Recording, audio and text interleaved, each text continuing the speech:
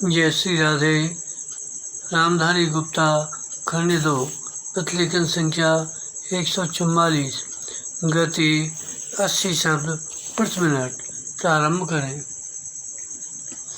Speaker महोदय, वास्तव में समस्या बड़े उद्योगों और ग्रामोद्योगों में सामंजस्य स्थापित करने की है। विराम।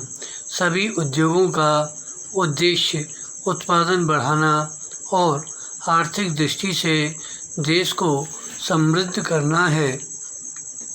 हमें देखना यह है कि इन उद्देश्यों की पूर्ति के लिए भारतीय उद्योगों और घरेलू धंधों को देश के आर्थिक जीवन में क्या स्थान दिया जाए।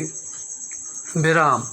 मैं मानता हूँ कि ग्रामोद्योग तभी पनप सकते हैं जब उनके लिए पूरी सुविधाएं हों और एक विशेष प्रकार का वातावरण पैदा किया जाए।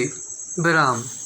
जहाँ तक सुविधाओं का संबंध है, योजना आयोग और भारत सरकार ने यह सिद्धांत रूप से स्वीकार किया है कि इन उद्योगों को ऐसी सुविधाएं दी जाएं जिससे खादी और दूसरे धंधों को प्रोत्साहन मिले और साथ ही बड़े उद्योगों पर भी बुरा प्रभाव न पड़े। इसलिए मैं समझता हूँ कि हमारी समस्या ठीक प्रकार की सुविधाएं सुझाने की हैं। विराम। प्रत्यक्ष सहायता के रूप में सरकार ने अभी तक जो कुछ किया है उससे खादी को कुछ न कुछ प्रोत्साहन मिला है। विराम। खादी के लिए एक क्षेत्र सुरक्षित कर देने के प्रश्न पर भी विचार किया गया है। विराम। जिससे खादी और मिल के बने कपड़े के बीच प्रतिस्पर्धा न रहे। विराम। मैं समझता हूँ कि केवल खादी के लिए ही नहीं, दूसरे गृह उद्योग भी ऐसे हैं जिनके लिए क्षेत्र सुरक्षित कर देने चाहिए और जिन वस्तुओं का उत्पादन केवल ग्रामोद्योगों द्वारा ही हो, उनके लिए हर प्रकार के बड़े कारखानों की स्थापना रोक दी जाए और यदि आवश्यक समझा जाए तो कानून का भी सहारा लिया जाए। विराम। पैरा। ग्रामोद्योगों को जब तक सरकार की ओर से प्रोत्साहन नहीं मिलेगा और बड़े बड़े कारखानों के साथ उनकी प्रतिस्पर्धा होने दी जाएगी, तब तक उनका पनपना असंभव नहीं तो कठिन अवश्य है। विराम।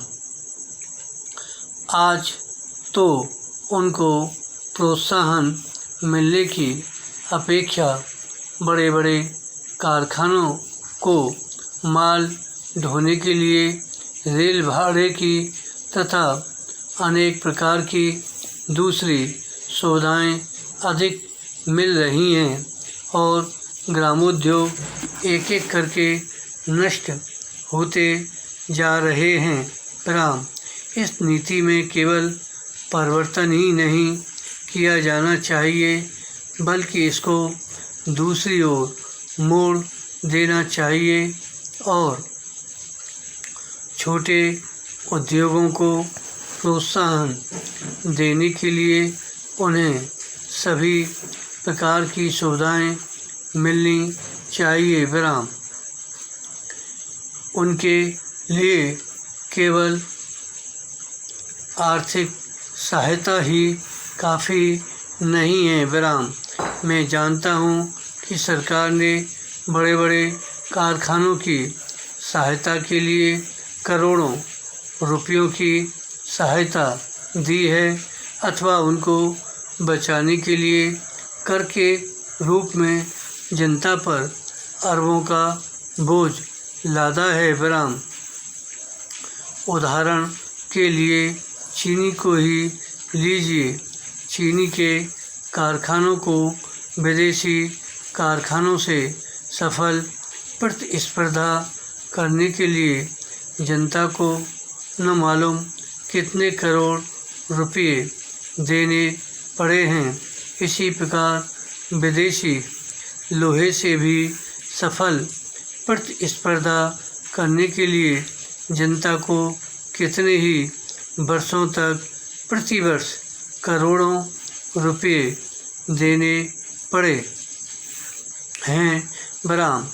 ग्रामोद्योगों से जब करोड़ों व्यक्तियों को लाभ पहुंचता है तो कोई कारण नहीं कि उनको उसी प्रकार की और उसी पैमाने पर सहायता क्यों न दी जाए। धन्यवाद।